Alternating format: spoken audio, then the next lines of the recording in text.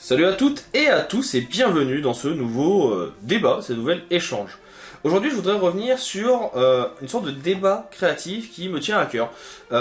C'est la différence entre les métiers créatifs de designer et les artistes. J'entends trop souvent des illustrateurs, des designers qui se considèrent comme des artistes. Et ce n'est pas mon point de vue. Et donc aujourd'hui je vous propose en 5-10 minutes qu'on échange sur ce sujet et que je vous donne mon propre point de vue. Vous pourrez bien sûr commenter dans la section commentaires, me donner votre avis. Vous pourrez également, si vous le souhaitez, et si je vois que le sujet intéresse, on fera certainement une vidéo en live sur Twitch ou sur YouTube, suivant les intérêts de chacun. Dans tous les cas, j'attends vos retours, et puis je vous souhaite un bon visionnage de la vidéo.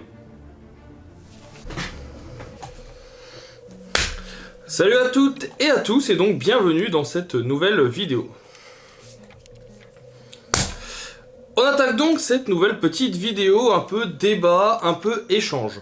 Aujourd'hui, je voulais revenir sur deux terminologies que l'on croise souvent. Alors, je le préviens tout de suite, je risque certainement de vexer des gens, je risque de faire un petit peu poil à gratter sur certains termes, mais c'est deux mélanges de choses que j'entends régulièrement, que souvent les étudiants ont du mal à comprendre, ou les gens même un petit peu plus avancés, et qui ont pourtant la tendance à m'hérisser le poil. Donc du coup, c'est pour ça qu'aujourd'hui, j'ai décidé de vous en parler. C'est la distinction entre artiste et designer. Vous voyez, moi de métier, je suis designer, c'est-à-dire que je suis web designer, même pour être plus exact, ou anciennement graphiste, directeur artistique, enfin, tous des termes qui vont avoir lié et trait à la communication, à l'écriture de messages, de design et autres. Et même moi, pendant longtemps, j'avais tendance à me considérer comme un artiste. Or, un designer, ce n'est pas un artiste. Pour moi, c'est deux choses différentes. Pourquoi ? Parce que le fait de vouloir se dire artiste, ça permet de se dédouaner de certaines choses par rapport à ses clients. Et surtout, c'est une facilité de termes qui, pour moi, vous emmène dans une mauvaise direction dans la façon dont vous allez travailler. Je m'explique. Ouais, ça peut paraître un petit peu bizarre comme ça, mais je m'explique.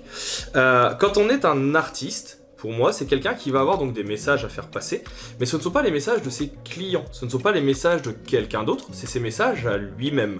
C'est son message politique, son message social, les messages que lui, il a envie de faire passer à travers ses œuvres. Ça, c'est quelqu'un qui est un artiste.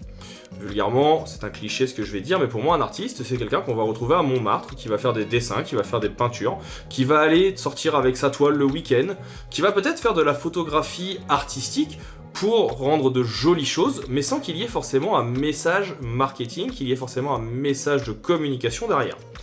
A l'inverse, un designer, c'est quelqu'un qui va être là pour répondre à une demande. Plus qu'un artiste, un designer, c'est un artisan, au même titre qu'un charpentier, au même titre qu'un maçon. On peut avoir des maçons, des charpentiers qui font de très jolies sculptures pour le plaisir, mais quand ils doivent construire une maison, ils font pas des choses qui vont être extravagantes. Ils vont pas faire des choses qui vont être avec un message politique qu'ils veulent faire passer. Ils vont juste répondre à une commande. Et donc pour moi, un designer, c'est ça également. C'est quelqu'un qui va être un artisan à la demande ou à la commande de quelqu'un. Alors vous allez me dire, oui, mais les artistes peuvent répondre à des commandes également. Oui, mais alors à ce moment-là, ils quittent le carcan artistique pour devenir des artisans et donc devenir des designers. L'un n'empêche pas l'autre. On peut avoir les deux casquettes. On peut parfois être un artiste, on peut parfois être un designer, on peut être les deux en même temps, parfois, si vous avez de la chance, mais c'est extrêmement rare. Et le problème, c'est que la plupart du temps, des gens artistes vont vouloir faire du design en pensant justement que c'est le métier qu'ils font habituellement, et vont donc proposer des choses avec leurs idées, avec leur façon de voir les choses, mais sans écouter leurs clients. A l'inverse, des designers vont parfois également essayer de faire de l'art, de faire des choses qui vont être artistiques, et c'est très bien, mais ils ne vont pas essayer de le vendre à leurs clients comme étant justement ce qu'ils ont demandé. C'est deux choses différentes. J'avais envie de revenir un petit peu sur ça parce que j'ai le débat très régulièrement avec des étudiants. L'exemple que l'on me sort souvent, c'est Léonard de Vinci. Mais Léonard de Vinci, lui-même, de son vivant, ne se disait pas artiste, entre guillemets. Il était peintre, il faisait de la peinture de commande, que ce soit des peintures telles que Mona Lisa que l'on connaît aujourd'hui, qui était une commande, que ce soit les œuvres que l'on retrouve dans les cathédrales et dans les églises qu'il a pu faire, ou encore des œuvres de portraits telles que le portrait de François Ier.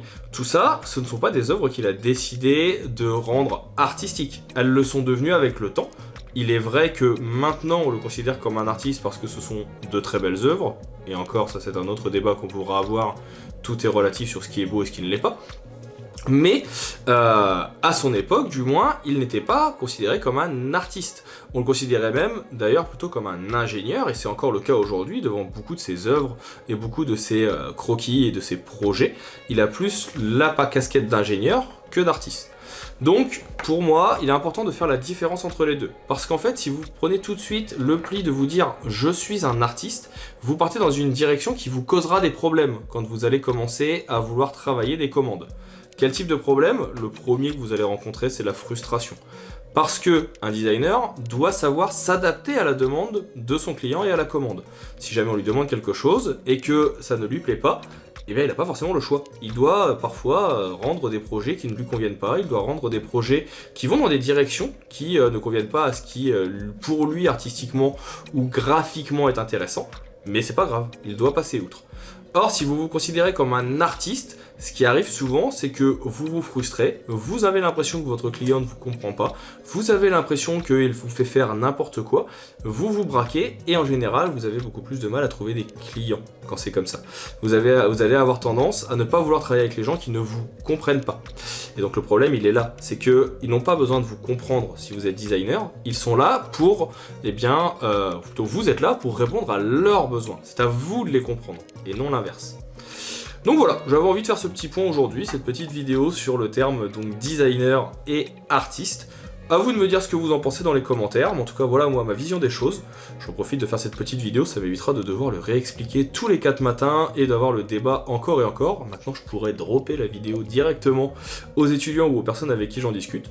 N'hésitez pas à me dire si vous êtes d'accord avec cette vision des choses, n'hésitez pas non plus à me dire si vous n'êtes pas d'accord et quelle est votre façon de voir les choses dans les commentaires, sur les réseaux ou autres, c'est toujours intéressant d'en débattre et d'en discuter. C'est en tout cas l'objectif de ce format, comme vous le savez.